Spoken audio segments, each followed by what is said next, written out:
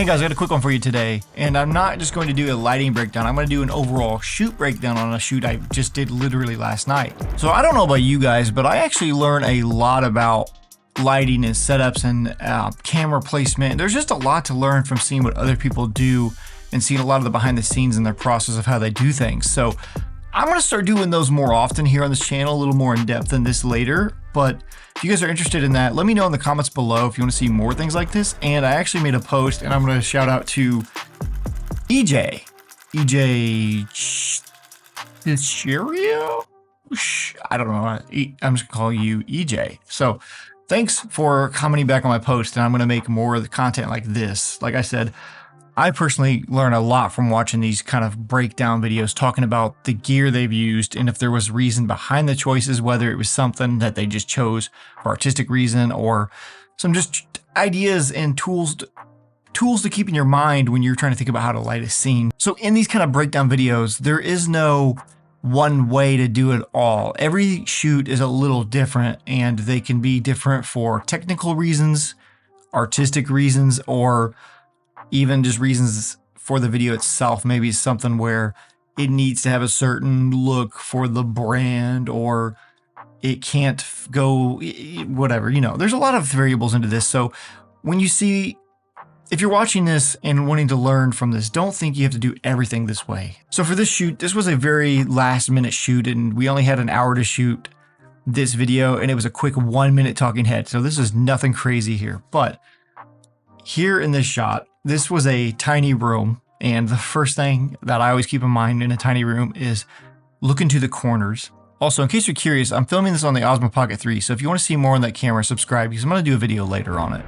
So for this specific shoot, this was a 1 hour window we had to film, and it was kind of last minute, so we wanted to keep this very simple. It was going to be only a 1 minute long video, so we were going to keep it light, compact, set up easy, quick, and not really get in the way of anybody that day and take up too much time. So we went with a one camera setup, which I typically don't do, but with this, I figured it was a small room, 1 minute video. It'll be fine. We'll use one camera. So I actually got to see this room before. I've worked with this client for a long time, so I knew the space. So in this room, there's a giant window.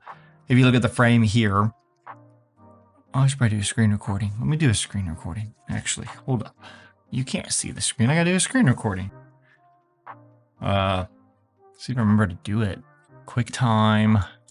So the first thing you want to do when looking into any room is look at where the light is coming from. Is it coming from a window? Is it coming from a lamp? Is there ceiling lights? And what light can you control and what can you not control? Well, originally I wanted to shoot toward the window here, but we had to come back at night, so the sun had already gone down. So I looked into the other corner of the room, and there's a lamp. So I thought, okay, I'll use this kind of like a motivating light over here. So they had the armchair already in there, so we just pulled that up.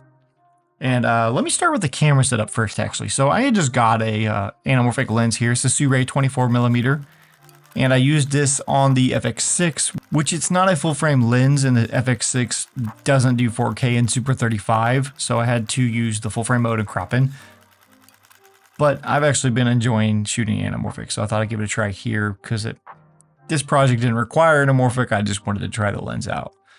So we're shooting wide here, and I knew this lens is a 2.8 on a Super 35, so it's not super shallow. So I made sure to pull the chair really close to the camera to try to create as much depth as I can, because like I said, it is a small room. So with that in mind, I knew my lighting kit was only going to consist of one lantern, and I thought I'd go super light with this shoot. I brought an Amaran 60X, and I went with the X because I knew I wanted the bicolor light, because I probably wanted to go a little bit warmer in this room. And then I used the aperture lantern 90, I don't know if it's like cm or 90 inches, or I don't know what they measured. 90, the aperture lantern 90, the bigger one. I like the bigger one. It's bigger, softer source. The small one is useful if you have it in, small spaces, which this lantern was pretty big in the small space. So I brought that, and I always pack my MC. So I always have my 4 MCs in my bag because you just never know when you're going to need them. I knew I was going to use one, but I ended up using just about all of them. So the first thing I did was pull this chair up here, and I actually had Caitlin sit in the seat there so I can start framing up and see what I thought looked best. So I composed my shot first. My lens dirty? No. So I composed my shot first, and then I set up my key light. So then I brought the lantern in and put it off. Originally, I was thinking I was going to put it on the right, but then what I did was I seen the lamp back there, and I knew I was going to use the lamp as a motivating light. So I put the lantern on the left side. And one thing I do like about these lanterns, I think they look really good if you're going for just a clean look, nothing super moody, because it does help wrap the light around the face. And then I also knew I didn't want this to be super moody, and I wasn't bringing a lot of lights to light the room. With it being a small room, that lantern I knew was going to put off enough light to kind of bring up some of the exposure in the background too.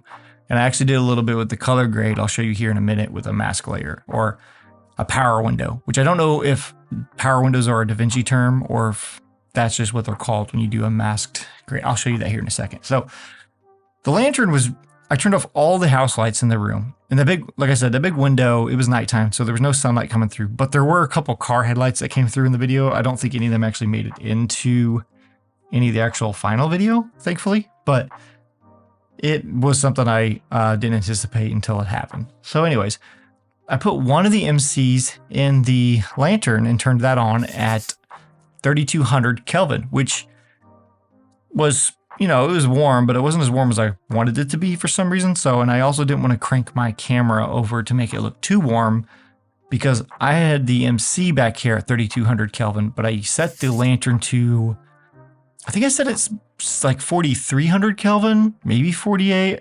I feel like I went 43.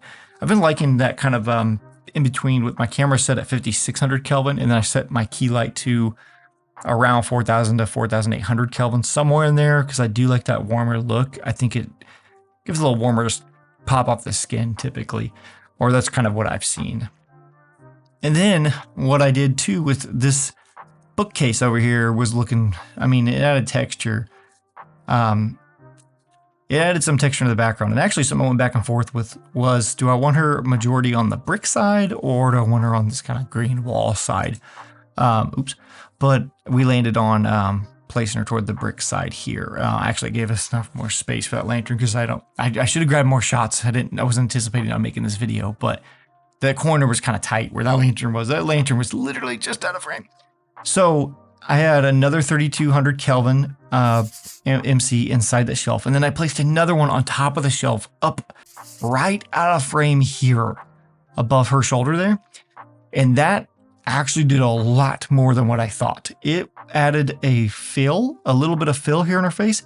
And it actually, this little corner of the couch there was like just covered. I mean, it was just shadowed. It was pretty dark because she was kind of blocking the lantern light. And that was the only light source in that room other than the MCs back there, but they weren't putting off enough light to hit her. So the MC really lit this side up, and that light actually brought a lot in more in this frame than any of the other lights did. The bookshelf thing is subtle. Nobody's going to notice it, but I did. You know, it's a lot of these little things like nobody will notice, but it's all subconscious. It's kind of like, I feel like a sign of a good DP is when you don't notice that they're lit. That's the one thing I really want to avoid when I light anything is I don't want it to look like a studio lit thing. I want it to look like the camera just happened to be in a really good place at the right time of day and everything just kind of fit perfect. With this, it was kind of challenging, but I think it looked okay. I mean, it's not like my favorite thing. And like I said, this was a real quick pop-up setup here. I also want to talk about the microphone I used here was the MKH50, my new favorite microphone. That is for, I mean, I could do another, no, I didn't do a video on it yet. Maybe I did. Depending on when you're watching this, I may have a video out on it or not. But the MKH50 is more for indoor dialogue. A lot of people like the MKH416. This microphone does better in small spaces with a lot of echo. That was going on here in the shot. So, I mean, in this room, it was a small room with a lot of hard surfaces. So not the best sound treated room, but it did sound good. And I will play you a sample here after I did a little bit of post-processing. This is what it sounded like. We are excited to be able to continue to expand our services throughout Indiana and reaching into Hendricks County. Okay, let's move on to the edit. Now it's a very simple shot, and I made this a little more complicated than it needed to be, but let me just take everything off and let's start from the log. So I used, for this shot, the Phantom LUTs. And if you are not familiar with Phantom LUTs, you should look them up. If you have one of the cameras that, I forget the guy's name. They're amazing LUTs, and I always enjoyed color grading. I love color grading, but a lot of the times I don't have time to color grade. And I found these LUTs that are just, you should look them up yourself. They're great LUTs to have, but I used that here as my base, and I used Utopia. This was my base. And then, you know, I tweaked it a little bit here. I can go over to my color panels. Let's see what I've done.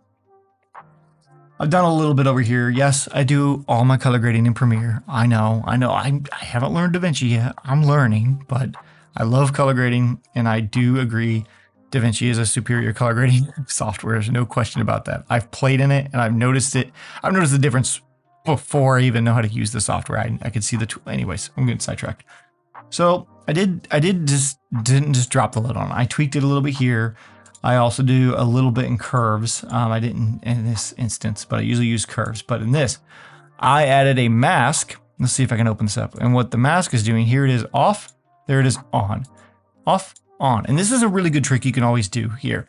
And the mask, I just made a like radial circle around the face. And then I dropped the exposure a little bit just to kind of make her a little more prominent. So your eyes kind of draw in toward the center, which the anamorphic lenses usually do a lot of on its own. This was a 24mm.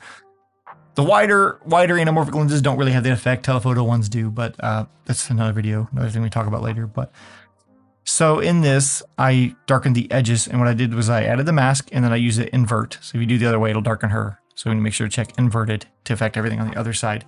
You can double this up and do more things like this, and this is where this is really fun, and I would love to get more into this in DaVinci with the DaVinci power windows.